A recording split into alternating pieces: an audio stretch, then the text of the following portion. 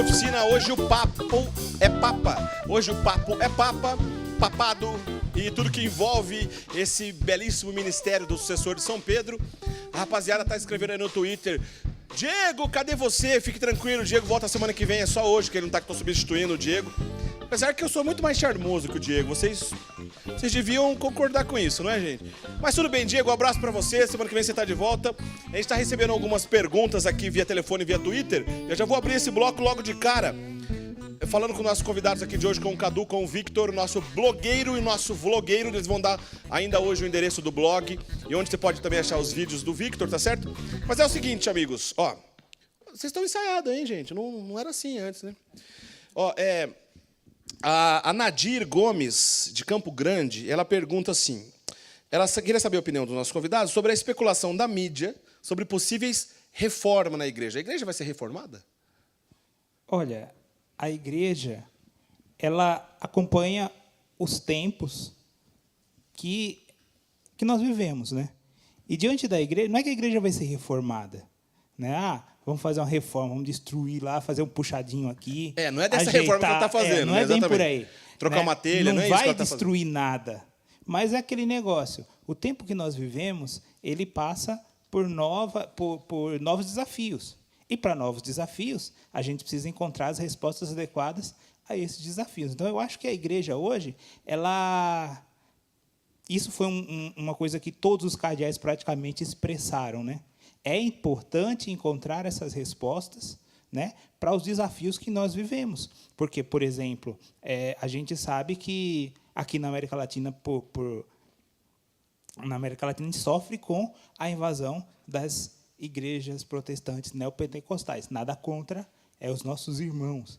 Mas a gente vê que é um desafio que a igreja precisa enfrentar, que a igreja precisa encontrar respostas, né, e que essas respostas precisam ser rápidas. Né? Porque hoje nós precisamos dar respostas rápidas e eficazes. Quer dizer, estou dizendo um problema dos muitos que existem. Sim. Né? Por exemplo, os cardeais todos expressaram que é necessário que a cúria romana se comunique melhor com os cardeais, com os bispos, com as dioceses. Então, esse mecanismo de diálogo entre eles precisa acontecer. Eu digo, é como aquele, né, sistema judiciário antigamente, você pegava aquelas papeladas de processo, e hoje em dia você tem o computador, que muitas vezes você não precisa de tanto material, precisa guardar tanta coisa, é uma forma mais rápida de comunicação. Então, não é que vai mudar, o Papa vai vestir agora uma túnica verde-limão, não é isso, não é por aí a coisa, mas que precisam se encontrar novas respostas para todos esses desafios que surgem. Né? E isso o tempo também dita, não é, Victor? Pois Bento XVI já estava pedindo por essa reforma. Mas o problema é que as pessoas, quando falam em reforma, elas pensam em ruptura.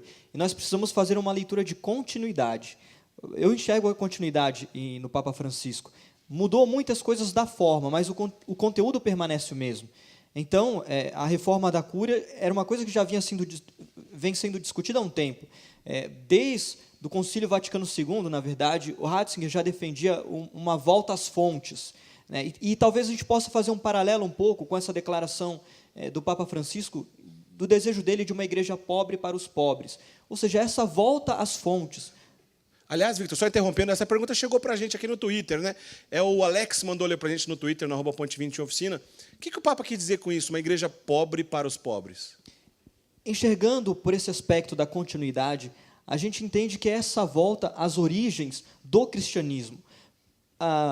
A volta às fontes não é a volta ao renascimento, é a volta ao nascimento, à encarnação, à morte, à ressurreição de nosso Senhor Jesus Cristo. A gente acompanha a história da igreja perseguida pelos romanos. Ali era por necessidade, era uma igreja pobre para os pobres. Eu vejo assim, a igreja do que é essencial, porque, como foi falado, Papa Francisco é um jesuíta, e é um jesuíta clássico. Um jesuíta clássico, se vocês lembram a história do Brasil, os primeiros a chegar aqui, aliás, José de Anchieta eram jesuítas. Eles aportaram lá em Santos, São Vicente, subiram para fundar São Paulo, ou seja, desbravaram toda aquela mata para fundar a cidade, fundaram missões pelo Brasil todo.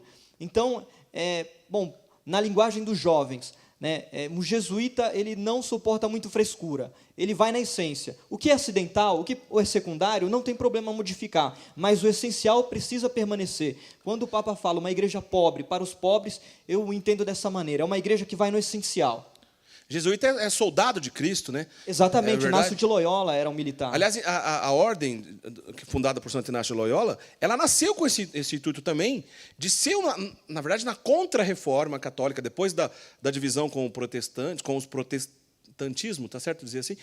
A contra-reforma foi essencial a presença dos jesuítas. Aliás, você falou Padre Manuel da Nóbrega, você falou José de Anchieta, mas também Manuel da Nóbrega, o nosso fundador e presidente aqui dessa obra da Rede Século XXI.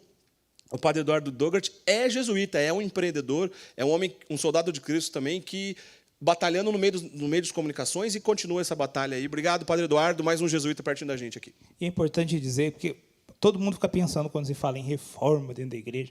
Mas a igreja de uma hora para outra vai aceitar o casamento gay. Mas a igreja de uma hora para outra vai aceitar o divórcio. Não, não vai aceitar, não vai mudar. Pode ficar tranquilo que a igreja vai continuar na sua essência, né? E aquilo que precisa ser melhorado, vai ser melhorado. Mas, em nenhum momento, o Papa vai ir contra aquilo que já está estabelecido pelo próprio Jesus Cristo. A igreja ela não é da turma da maioria. Né? A maioria quer, a maioria faz. Não.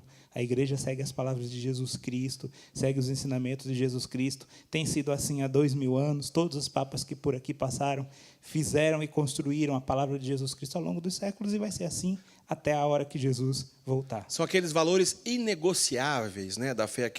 Aliás, a merecia mais que um programa para falar do Papa Bento XVI, João Paulo II e papas belíssimos. Eu queria que vocês pensassem, rapidinho, no final do programa, vocês vão falar o top 3. Top 3, os 3 papas, na opinião de vocês, maiores da história, tá bom? Pensa aí, não fala agora não. Agora a gente vai fazer o seguinte, a gente tem algumas frases nesse início de pontificado do Papa Francisco, alguma coisa que ele já falou e que deu grande repercussão. Vamos dar uma olhada em alguma dessas frases, vamos comentar. Vamos lá para a primeira, então. Primeira frase. Vamos lá. Se não professarmos Jesus Cristo, nós converteremos, né, a igreja em uma ONG piedosa, não na esposa do Senhor. Papa Francisco. Arrepiou, essa foi legal, hein? E aí, Cadu, o que você achou dessa frase do Papa? Mas quando eu vi essa frase, eu tremi nas bases, viu? E eu acho que todo católico também, porque a nossa igreja, ela é a esposa de Cristo. E tudo aquilo que não tem como centro Jesus Cristo e a pessoa de Jesus Cristo vai fugir da essência. A igreja não é uma associação de moradores, a igreja não é um lugar de desocupado, né? Que muita gente diz assim, não tem nada para fazer, vai para a igreja. Pois é verdade. A igreja também, vou dizer com muito carinho, para que você entenda, a igreja não é só lugar de idoso, não é asilo, não é um lugar para todo mundo, né? E a gente não pode ir para a igreja para se ocupar. Não é isso. Tem muita coisa para você se ocupar, mas a igreja é a casa de Deus. E tudo tem que estar em torno do nome de Jesus Cristo. Nada contra uma ONG piedosa, né, Victor? Nada contra. Mas eu acho que dessa maneira que a gente estava falando agora há pouco do senso do sagrado, eu acho que tem a ver com o que a gente falou aqui também, né? Se tirar o sagrado daquilo que é da igreja, pode, de repente, virar só uma ONG. Exatamente. É aquilo do Papa que vai no essencial. Ou seja, a igreja não vem de uma ideia, a igreja não vem de uma boa intenção, a igreja vem de uma pessoa, Jesus Cristo. É por causa dele que a igreja existe. Então, só faz sentido na pessoa de Jesus Cristo.